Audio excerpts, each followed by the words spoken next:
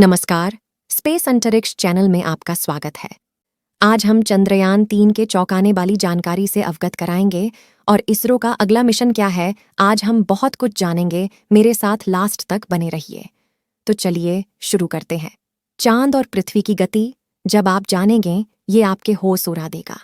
चंद्रमा लगभग हर 28 दिन में एक बार पृथ्वी की परिक्रमा करता है। चंद्रमा को अपनी धुरी पर एक चक्कर लगाने में भी लगभग 27 दिन लगते हैं।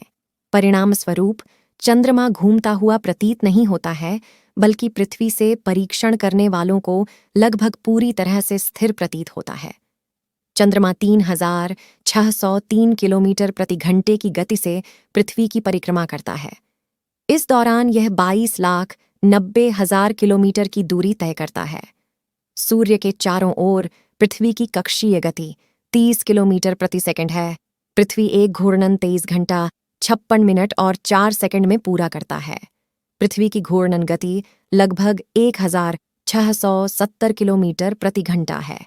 इस तरह की गति पर चलने वाली पृथ्वी पर हम सभी रहते हैं। अब ये भी जान लेते हैं कि चांद पर अपना विक्रम लैंडर और रोवर किस हाल में है।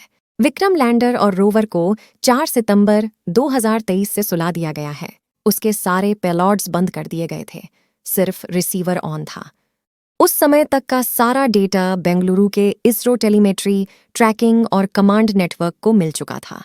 विक्रम अपने सोने से पहले एक बार फिर चांद की सतह से कुछ सेंटीमीटर ऊपर उठाया गया, थोड़ी सी जगह बदलकर फिर लैंड कराया गया। उसके बाद फिर विक्रम लैंडर और रोवर को सुला दिया गया। सुलाने से पहले की गई थी सभी पेलोड्स की जांच। जहां पर लैंडर उतरा था, उस जगह का नाम शिव शक्ति पॉइंट रखा गया है। चंद्रयान 3 के लैंडिंग स्पॉट यानी शिव शक्ति पॉइंट पर सूरज की रोशनी पहुंचनी शुरू हो जाएगी।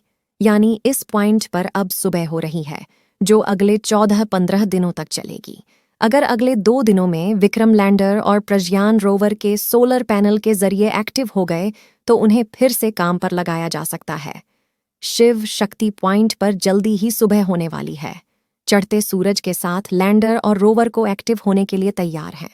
चंद्रमा के दक्षिणी ध्रुव से 600 किलोमीटर दूर मौजूद शिव शक्ति पॉइंट पर सुबह होने वाली है। छोटी मोटी सुबह नहीं, अगले 14-15 दिनों तक रहने वाली सुबह। ये उम्मीद की सुबह है। अगर सूरज की पर्याप्त रूप से चंद्रयान 3 के विक्रम लैंडर और प्रज्ञान रोवर के सोलर पैनल्स पर पड़ी, तो वो जाग जाएगा। फिलहाल विक्रम लैंडर का रिसीवर ऑन है, उसके सारे यंत्र बंद हैं। यही हाल प्रज्ञान रोवर का भी है। 22 सितंबर को इसरो वैज्ञानिक फिर से विक्रम लैंडर से संपर्क साधने का प्रयास करेंगे। तब तक लैंडर के अंदर लगी बैटरी चार्ज हो जाएगी। सारे यंत्र ठंड से निकलने के बाद गर्म हो चुके होंगे, एक्टिव हो चुके होंगे। चंद्रयान 3 विक्रम और प्रज्ञान से संपर्क बनाने की तैयारी चल रही है। चांद के दक्षिण ध्रुव पर सूर्योदय के बाद बढ़ी उम्मीद भारतीय अंतरिक्ष अनुसंधान संगठन अपने चंद्रयान 3 मिशन के विक्रम लैंडर और प्रज्ञान रोवर के साथ फिर से संपर्क स्थापित करने की तैयारी कर रहा है। लैंडर और रोवर को पिछले 15 दिनों से स्लीप मोड में रखा गया है। हालांकि शिव शक्ति पॉइंट पर सूरज की रोशनी आने के साथ ही उनके परिचालन स्थितियों में सुधार होने की उम्मीद है। सूर्योदय मिशन के लिए एक महत्वपूर्ण क्षण है, क्योंकि यह लैंडर और रोवर को अपना काम जारी रखने लिए आवश्यक गर्मी प्रदान करेगा। इसरो 22 सितंबर को संचार प्रयासों को शुरू करने से पहले तापमान के एक निश्चित स्तर से ऊपर बढ़ने का इंतजार करेंगे। 14 जुलाई 2023 को लॉन्च किया गया चंद्रयान 3 मिशन पहले ही महत्वपूर्ण जानकारी दे चुका है। इसने भारत को चंद्रमा पर सफलतापूर्वक उतरने वाले चौथे देश और चांद के दक्षिणी ध्रुव के पास ऐसा करने वाला पहला देश बनाया। मिशन का प्राथमिक उद्देश्य इस वैज्ञानिक रूप से बहुत ही पेचीदा क्षेत्र का पता लगाना है। माना जाता है कि इसमें पर्याप्त मात्रा में जमा हुआ पानी है। विक्रम लैंडर और प्रज्ञान रोवर 23 अगस्त को अपनी लैंडिंग के बाद से विभिन्न प्रयोग कर लिया है।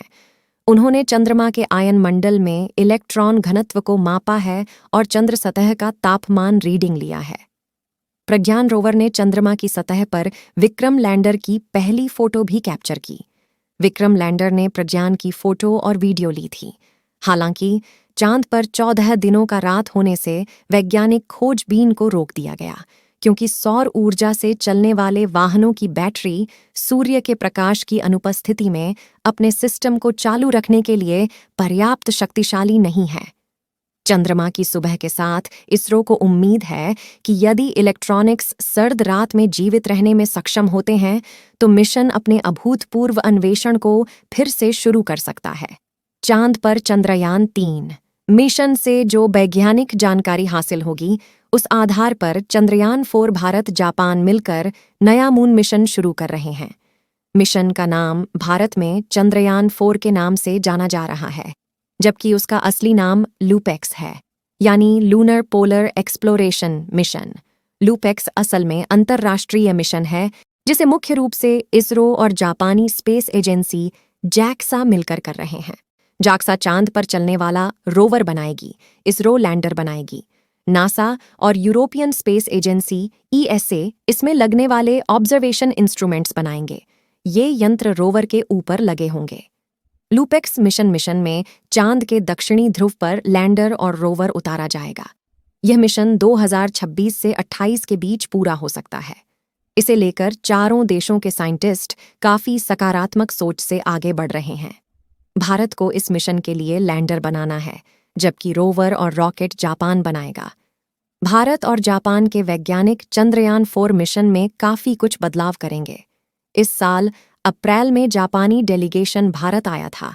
इनो हिरोका उस डेलीगेशन में शामिल थीं। डेलीगेशन ने चंद्रमा पर लैंडिंग साइट के बारे में इसरो से बातचीत की थी। आइडिया शेयर किए गए थे। साथ ही अन्य लैंडिंग लोकेशन को भी खोजा गया था। इसके अलावा रोवर, एंटीना, टेलीमेट्री और पूरे प्रोजेक्ट के एस्टीमेट पर भी चर्चा की गई थी। पूरे मिशन का कुल वजन 6000 किलोग्राम होगा, जबकि पेलोड का वजन 350 किलोग्राम के आसपास होगा।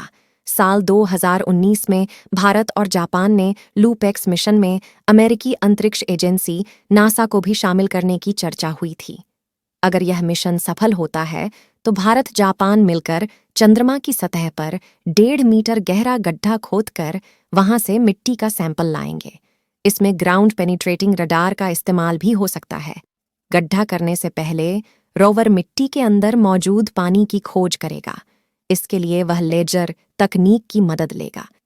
लेजर को जब मिट्टी के अंदर पानी की मौजूदगी दिखाई देगी, तब वह अपने ड्रिलिंग मशीन के जरिए मिट्टी का सैंपल जमा करेगा। उसके बाद उस सैंपल को वह अपने अंदर मौजूद एक यंत्र में डालकर उसकी जांच करेगा। इस जांच से यह पता चलेगा कि चंद्रमा की सतह के नीचे पानी का खजाना मौजूद है या नहीं।